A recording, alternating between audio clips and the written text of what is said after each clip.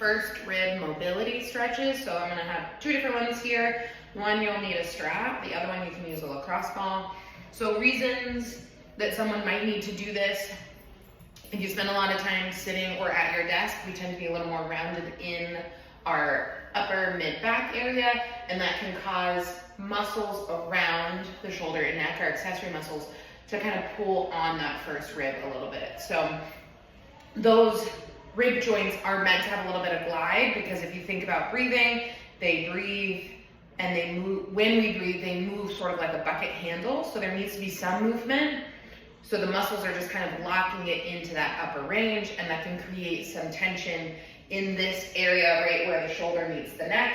And if it's severe enough, can also give symptoms down into the arm. So for our first rib mobility, we're gonna take a strap, preferably a yoga strap, something that doesn't have a lot of stretch to it. And you're gonna place it right in that area. So kind of right where the shoulder would meet the neck, or kind of that like bulky part of your upper trap. If I'm stretching my left side, I'm gonna hold it at a diagonal with the right.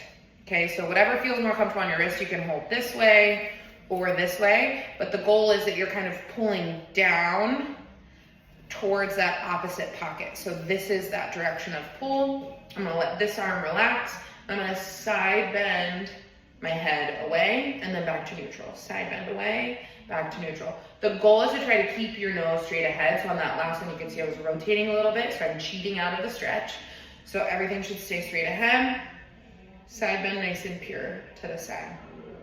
Okay? You can also, if that's too intense a stretch, I don't often have people do a rib breath, right? We want to diaphragmatically breathe typically with exercise. But you can also expand the rib cage as you keep this downward pull. Relax, sink in, take up more slack on the pull.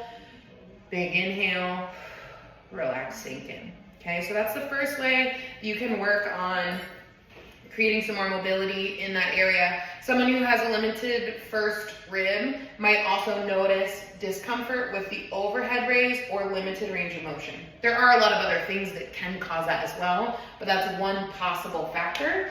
So another way that you can work on this is taking a lacrosse ball. We're gonna put it in sort of that same area, but a little bit more on the posterior, and you're gonna lay down.